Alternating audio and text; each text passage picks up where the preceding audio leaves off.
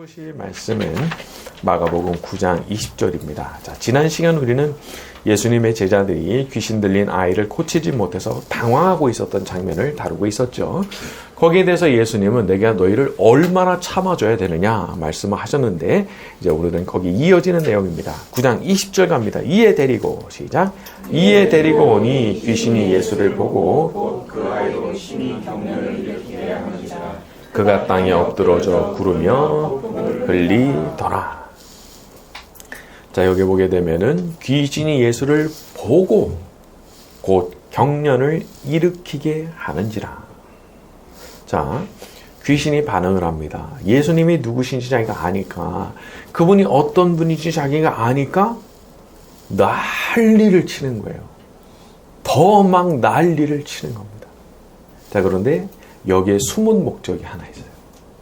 이렇게 갑자기 막 난리를 치는 걸 보고 사람들이 하던 행동을 멈추고 아유 안 되겠다 이러고 그만두게 하려고 하는 그런 목적이 요 안에 숨어 있는 거예요. 그러니까 예수님을 보고 더 난리를 치면서 경련이 일어나게 만드는 거죠. 여러분, 우리가 이런 거에 속으면 안 되는 겁니다. 그래서 은혜 받으려고 하면 이제부터 내가 예배 잘 참석하리라. 내가 이제부터 기도 생활 잘해보리라. 내가 이제부터 주님을 기쁘시게 하는 삶을 한번 살아보리라 결심하는 그때부터 귀신들이 난리를 치고 어려운 일 생기게 하고 막 당황스러운 일을 만드는 거 많이 있는 일인 거예요. 왜? 아니, 이제 은혜 받으면 자기가 쫓겨날 판인데 가만히 있을 수가 없는 거예요. 그러니까 파락을 하는 거라고 볼 수가 있어요. 너무나 전형적인 패턴이에요. 딱 은혜 받을 것 같으면 딱 그 시기에 희한하게 그때 문제를 만들어요. 그래서 교회 못 나오고. 참 너무 안타까운 일입니다. 그러니까 절대 겁먹지 말아야 돼요. 은혜 받는 것처럼 귀한 거 없는 거예요. 여러분, 은혜 받아야 그동안에 나를 괴롭히고 있던 그것이 그제서야 떠나가는 거예요. 은혜 받아야 떠나가요. 응?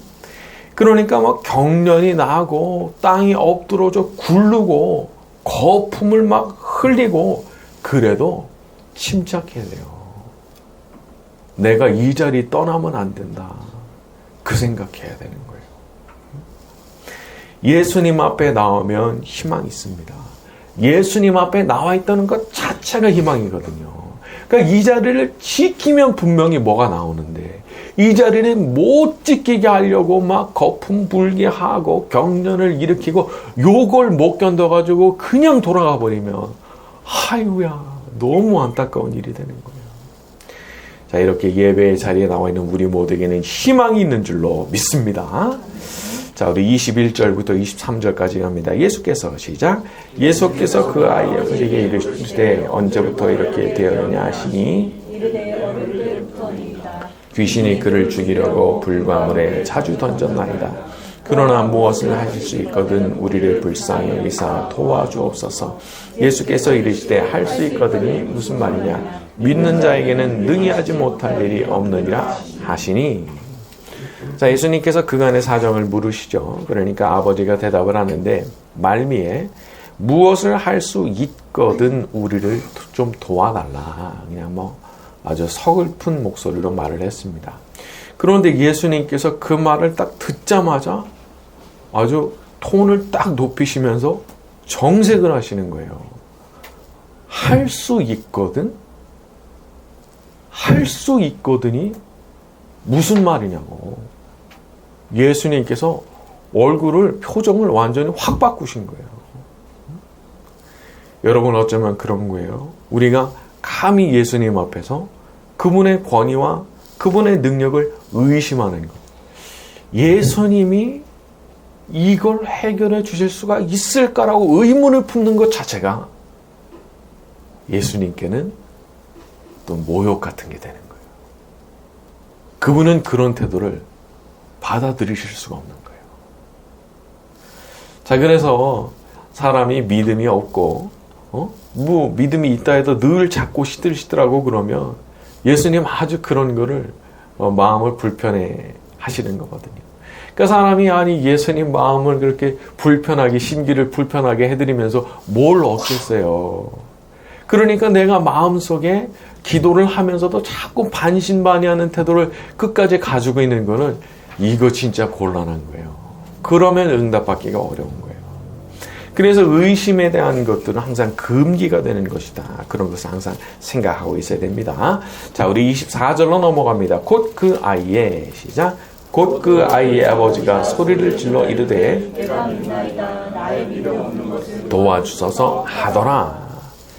자, 이 귀신 들린 아이 아버지의 대처가 아주 훌륭합니다. 예수님께서 지적하시는 그 순간 바로 바꿔요. 지적받는 그 순간 태도 바로 바꿉니다. 야, 이런 거 정말 잘하는 거죠. 어? 우리도 같은 태도를 가져야 되는 거죠. 우리도 같은 기도를 드려야 되는 거죠. 내가 믿나이다. 나의 믿음 없는 것을 도와주소서. 사람이 믿음도 내가 가져야 돼 해도 믿음이 잘 생기지 않는 경우 많아요. 내가 믿음 가져야지 속으로 다짐하는데 잘 안 생겨. 그거 많은 거예요. 그럴 때 우리가 드릴 수 있는 기도가 뭐겠어요? 나의 믿음 없는 것을 도와주소서. 제가 갖고 있는 이 믿음이 더 큰 믿음 되게 해주시고 흔들리지 않는 믿음 되게 해주시고 우리 주님을 아주 기쁘시게 하는 우리 주님이 감탄하시게 만드는 그런 믿음 되게 하여 주시옵소서. 그런 기도를 드릴 수 있어야 되는 거죠. 자, 우리 마태복음 7장 7절 가서 한번 봅니다. 신약성경 9쪽 마태복음 7장 7절입니다. 마태복음 7장 7절부터 7절 구하라 그리하면 이렇게 가죠.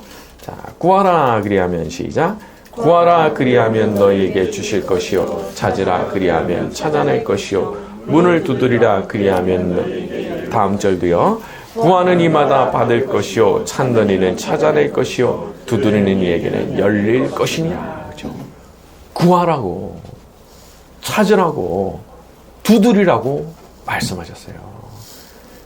그러면 얻을 것이고 그러면 찾아낼 것이고 그러면 열릴 거라고. 예수님께서 그렇게까지 믿음에 대해서 기도에 대해서 말씀을 하신 거예요. 그러니까 우리가 이 말씀 붙들고 기도하는 겁니다. 구하는 자 얻게 될 거니까. 찾는 자 찾아낼 거니까. 두드리는 자 언젠가 그게 열리게 될 거니까. 그래서 우리가 이런 거 갖고 기도하는 거예요. 자, 우리가 우리의 믿음을 놓고 기도할 때 우리 주님께서 우리에게도 더 큰 믿음의 축복을 주실 줄로 믿습니다. 자, 우리 25절부터 27절까지 갑니다. 예수께서 시작. 예수께서 무리가 달려와 보이는 것을 보시고 그 더러운 귀신을 꾀질떠 이르시되 말 못하고 못 듣는 귀신아 내가 내게 명하노니 그 아이에게서 나오고 다시 들어가지 말라 하시매 귀신이 소리 지르며 아이로 심히 경련을 일으키게 하고 나가니 그 아이가 죽은 것 같이 되어 많은 사람이 말하기를 죽었다. 예수께서 그 손을 잡아 일으키시니 이에 일어서니라. 자, 여기 보면은 예수님께서 그 자리에 서 계시는 것만으로 귀신이 쫓겨나가게 되는 게 아니라 예수님의 선포가 있은 후에 쫓겨나가는 것을 보게 됩니다. 25절에 그 아이에게서 나오고 다시 들어가지 말라 하심에 26절 경련을 일으키게 하고 나가니. 우리 안에도 성령으로 예수님께서 우리 안에 들어와 계시죠. 그런데 예수님의 영이신 이 성령께서 내 안에 역사하는 그런 귀신들에게 나가라고 말씀해 주실 때 그때 나가는 거예요. 이게 참 이론상으로 생각하면은 아니 내 안에 성령이 계시는데 귀신이 어떻게 들어오나. 안타깝게도 경험적으로 보면은 분명히 귀신이 역사하거든요. 이거는 이론의 문제가 아니에요. 분명히 내가 하나님의 성령 받고 내가 구원받은 사람이지만 내 삶에 귀신들이 막 역사하는 게 있거든요. 그래서 우리가 하는 기도가 뭐냐 하면 우리는 호소하는 거예요. 우리 안에 계시는 예수님께서 예수님의 영이신 성령께서 나를 괴롭히는 이 모든 마귀들을 내쫓아달라고, 나가라고 말씀해 달라고 나는 호소를 하는 거예요. 물론 성령께서 우리에게 감동을 주실 땐 우리도 선포할 수 있습니다. 근데 어떤 형식으로 항상 선포를 하게 돼요? 예수 그리스도의 이름으로 명령하노니 나가라. 내 이름 아니고 예수 그리스도의 이름으로 명령하는 거니까 나가! 라고 하는 선포를 우리가 사용하게 되는 거예요. 우리는 태양이 아니죠? 우리의 태양은 예수님이시죠. 우리는 반사체예요. 거울이에요. 그렇기 때문에 권위가 궁극적으로 우리 자신한테 없어요. 그래서 우리가 성령께서 나를 감동시키셔서 예수님의 이름으로 선포를 하게 하실 때 그때 능력이 생겨나고 그때 귀신들이 쫓겨나가는 겁니다. 내가 감동을 주셔서 선포하게 만드실 때 그게 진짜 힘있게 되는 거예요. 나는 아무것도 아니지만 예수님은 그렇지 않으시잖아요. 나는 별거 아니지만 그분은 전능하신 하나님 아들이시고 세상의 구세주가 되시니까 귀신들이 그 말을 듣지 않을 도리가 없게 되는 거죠. 어떤 분이 그런 간증을 하시더라고요. 이분이 평소에도 아주 신실하게 기도하시는 분이시고 그러다 보니까 귀신 쫓아내는 거를 잘 하신 거예요. 교육자도 아니신데. 그래서 그런 일이 생기면은 가가지고 예수님의 이름으로 명령하니까 물러가라고 그러면은 막 물러가는 거예요. 자, 그런데 그분이 어느 날 밤에 꿈인지 환상인지 모르겠는데 뱀들이 나타나더니 자기 안으로 들어오려고 그러더라는 거예요. 요 앞에 와 있더라는 거예요. 내 안에 들어오려고. 그러니까 이제 이분이 늘 하던 대로 아주 자신만만하죠. 왜냐하면 경험이 많으니까. 아, 왔어? 예수님의 이름으로 명령하니까 물러가. 말을 했는데 안 가는 거예요. 그대로 내 앞에 와 있는 거예요. 근데 그 순간 그분이 뭘 깨달았느냐. 아, 나한테는 권위가 없는 거잖아. 내가 그동안에 귀신 쫓아냈던 거 다 예수님의 이름으로 한 거잖아. 내가 능력이 있는 게 아니구나. 그분이 능력이 있으셔서 그분이 내쫓아 주신 건데 내가 했다고 착각했구나. 그러면서 그 순간 대성통곡을 하면서 회개의 기도를 드렸다는 거예요. 죄송합니다. 잘못했습니다. 제가 대단한 줄 알았습니다. 제가 영성이 대단한 줄 알았습니다. 용서해 주시고 예수님께서 이것을 좀 몰아내 주시옵소서. 그렇게 간절히 기도하다가 어느 순간 마음속에 감동이 딱 오는데 선포가 그냥 터져 나오더라는 거예요. 예수님의 이름으로 명령하니까 물러가라. 떠나가라. 연기처럼 그 즉시 사라지더라는 거예요. 여러분, 이런 간증이 얘기하는 바가 뭐예요? 사람이 그런 일이 기도하고 응답이 자꾸 나타나다 보면은 사람이 착각하는 거예요. 내가 대단해서 그런 줄 알고. 예수님의 이름으로 기도한다는 그 선포한다는 게 어떤 의미인지를 모르고 그냥 막 쓰는 거예요. 그런데 정신을 딱 차려보면 그게 아닌 거죠. 그래서 우리가 항상 겸손해야 되는 거예요. 한쪽으로는 믿음 딱 있어야 돼요. 주님께서 하시면 됩니다. 저는 정말 그걸 믿습니다. 그러나 다른 한편으로는 참 겸손해야 되는 거예요. 저는 못합니다. 저는 안 됩니다. 주님께서 해주시기를 원합니다. 그래서 겸손과 믿음이 함께 갈 때, 그럴 때 진짜 밸런스가 맞춰지게 되는 거죠. 자, 겸손하게 엎드리는 우리의 믿음의 기도를 우리 주님께서 사용해 주시면 우리의 기도를 통해서도 능력이 나타나게 될 줄로 믿습니다. 자, 우리 28절과 29절로 갑니다. 집에 들어가심에, 시작. 집에 들어가심에 쫓아내지 못하였나이까. 이르시되 기도 외에 다른 것으로는 없느니라 하시니라. 자, 이 사건이 기록된 다른 복음서들의 내용을 참고하면 이런 종류의 귀신을 몰아내는 유일한 비결은 믿음의 기도입니다. 믿음의 기도. 이 기도라는 액션이 참 중요한 거예요. 기도라고 하는 것은 말하자면 하나님과 우리 사이에 파이프라인이 연결되는 거예요. 그 파이프를 통해서 하늘의 신령한 은혜와 능력이 다 공급돼요. 그러니까 귀신을 쫓아내는 일도 결국은 근본적으로 따져보면 하늘의 은혜와 능력이 내게 공급되면서 그 일이 일어나는 거예요. 자, 그러니까 기도가 약해지거나 기도가 끊어지면 모든 게 다 끊어지는 거예요. 그렇게 내가 펄펄 날았거든요. 그런데 어느 순간 두 다리에 모래주머니가 달린 것처럼 다리가 너무 무거운 거예요.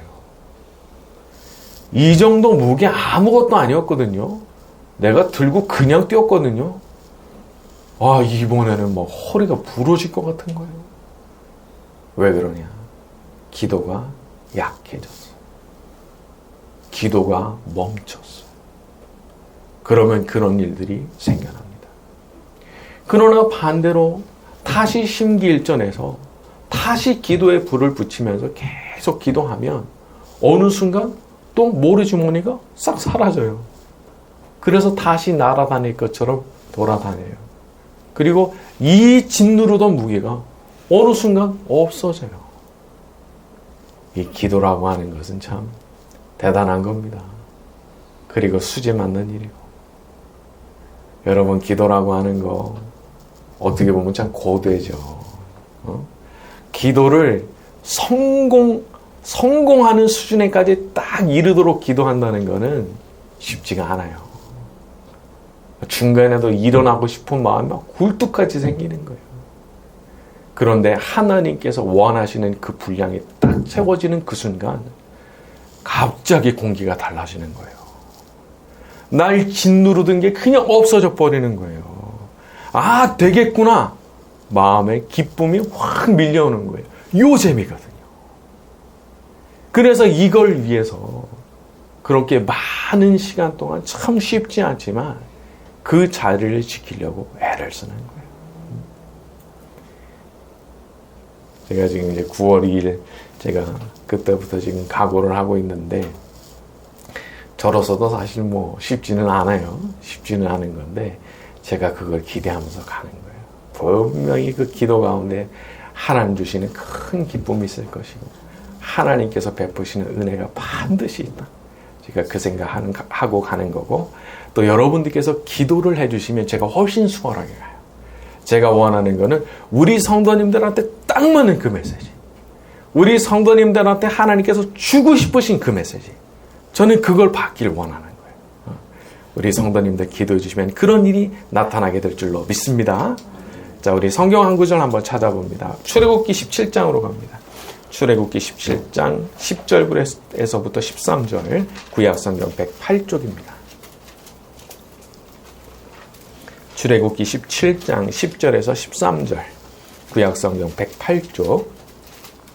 자, 여호수아가 이렇게 가죠. 여호수아가 모세의 말대로 시작.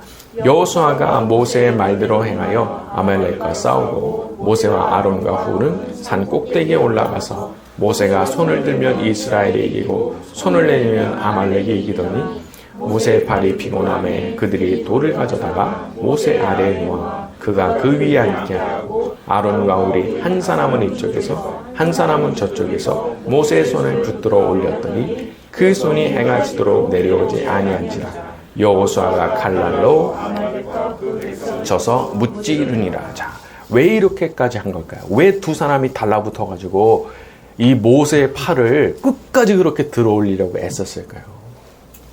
본 거예요. 모세가 딱 손을 들고 있으면 이기는데 이게 힘들어가지고 내려가면 지네. 이게 보인 거예요. 보이니까 어떻게 해서든지 그 팔을 들어 올려야 되겠다 생각하고 달라붙어서 올린 거예요. 이걸 기도를 안 하는 분들은 평생 기도 없이 살아온 분들은 모르겠죠. 이게 얼마나 중요한 건지 모르겠죠. 이 팔이 내려오지 않는 게 얼마나 중요한 건지 모르겠죠. 그러나 기도해온 사람들은 아는 거예요. 기도를 통해서 인생의 수많은 전투를 해온 사람은 이거 아는 거예요. 그래서 필사적으로 그 팔을 들어 올리기 위해서 양쪽에 달라붙어 있었던 거예요. 우리도 그런 수고가 필요한 거죠. 우리가 그렇게 함께 기도할 때 우리 하나님의 놀라운 역사가 나타나게 될 줄로 믿습니다. 자, 오늘 말씀 여기까지 하고, 자, 우리 찬양 같이 합니다.